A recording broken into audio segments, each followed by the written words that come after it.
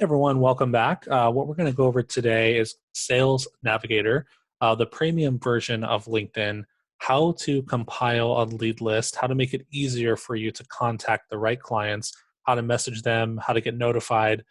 This is a crucial step in order to really classify your leads, but more importantly, reach out to them in a more timely fashion, cutting down, eliminating some of the friction, but more importantly, making your lives 10 times easier when it comes to actually reaching out to contact someone. So bear with me here really quickly. Now, keep in mind when we're upgrading to Sales Navigator, the first 30 days is actually completely free, which is great, right? Now, after that, they do charge you $80 a month. Now, like any tool out there, if you don't know how to harness or use it, it's just kind of a wasted tool that sits in your tool shed, gets all dusty, right? So the best thing for you to do is just dive in there, start learning the process, and luckily this video will kind of walk you through the steps on how to use Sales Navigator and how to create a lead list to get some traction and get some leads going, right, as quick as possible. But it's one of the best sales tools that you could ever use. It's totally worth it. I mean, think about it from your perspective. I mean, spend a little time here and there just to message people, but to be able to organize your leads and really categorize them and keep track of them is definitely worth it because all it takes is one or two clients, right? And it's already worth it, for you. So I highly recommend upgrading to Sales Navigator if you don't already have it. So let's jump in here really quickly. So the cool thing about Sales Navigator here is that it allows me to be able to track all the leads that I've saved, right? So over time, the more leads that I saved in the specific industry that I'm targeting, the more notifications and alerts that I'm going to get in particular industries that I'm following, right? Or groups of people that I'm following. So the more lead lists that you save again, the more notifications you're going to get from LinkedIn, from Sales Navigator, that's going to allow you to see what your leads are up to, pretty much, which I think is a great feature because if you see here that Peter Jones or Kevin Jackson here just posted something about XYZ, right?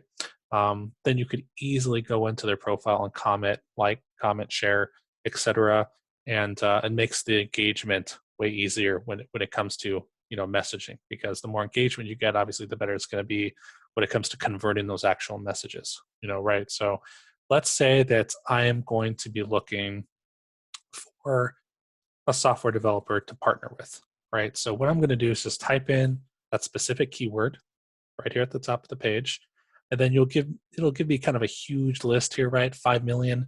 This is way too many people, right, for me to be able to contact. So what I need to do is I need to filter this down, right, and really find that ideal candidate as far as who I want to partner with. Now, if you filled out your client avatar sheet, your profile is branded and on point, this will be way easier for you to establish who you want to work with, right? And I highly recommend doing that first before jumping into Sales Navigator, because that'll really help you when targeting, ideal candidates, right?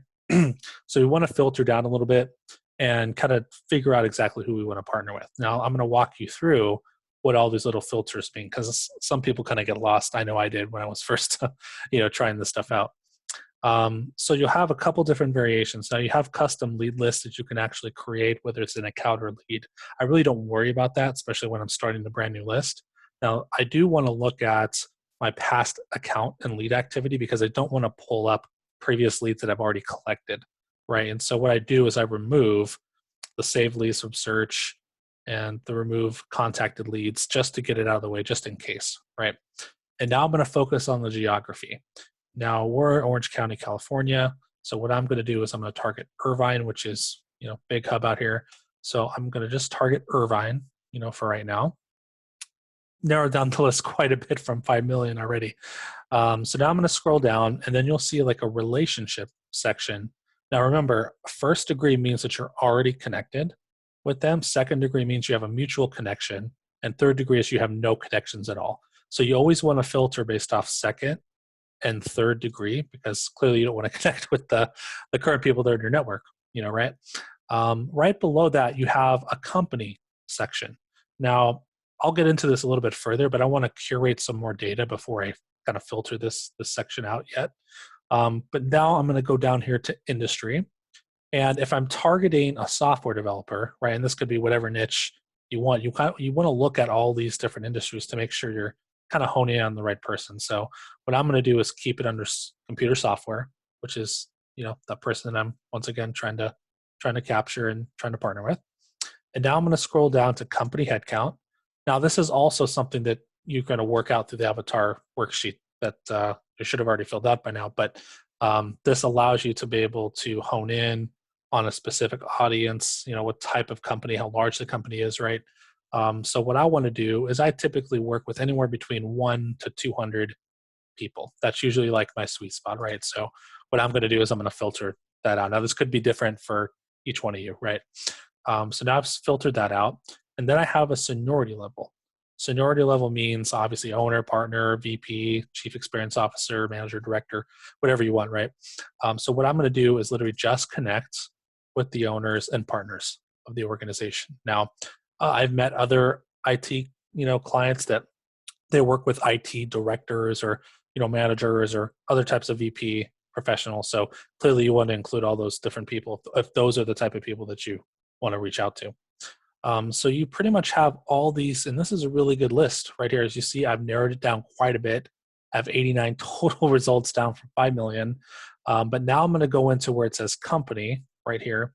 And the cool thing about this, let's say, for example, you have Google pop up here or Facebook or huge companies can pop up here from time to time. People that they already have in-house people that you're probably not going to work with, right? So let's say I pick mobility wear here and I didn't want mobility wear in my search. So what I would do is I'd click on the company and you'll see this kind of like little circle to cross through it. Click on that. And now I've axed out that exact company to show up on my search. You can do this for whatever company you don't want included on your lead list here. So now I have a total of 87, right? But what I'm going to do here is I'm going to scroll over to the right where it says posted on LinkedIn the past 30 days. Now, the reason why I do that is because that means that that person is more active. They're more inclined to be able to connect with me or look at my content or the message, right, that I'm about to send them. So what I want to do is I want to click on this list here. I think it's great that LinkedIn actually gives you that option here. But now I've kind of honed in on the person that I want. I have 26 exact candidates, right?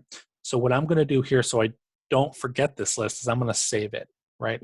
Now, you can actually save different lead lists. I believe LinkedIn Sales Navigator, they give you about 13 total lists you can save, but you can actually save the search and you can save as many as you want. So I always save the search because it's still easy to be able to contact someone from here as well. So I will save my search, click save, and just type in exactly what your list is about, which for me was a software developer, Irvine, owner, partner, 1 to 200 people.